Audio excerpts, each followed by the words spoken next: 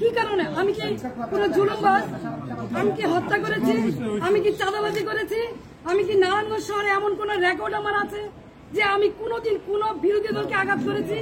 তাহলে কিসের জন্য, কি কারণে, কোন ষড়যন্ত্রের কারণে, কার স্বার্থে আমাকে অ্যারেস্ট করা হলো?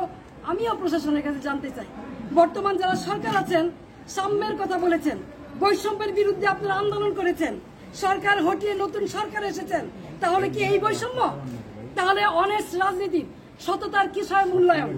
আমি তো বাড়িতেই ছিলাম, আমি তো পালাই নেই, তাহলে এইভাবে আমাকে অ্যারেস্ট করতে হলো কেন? সেই জবাব জনগণের কাছে চাই, জনগণই দিবে ইনশাআল্লাহ। জয় বাংলা।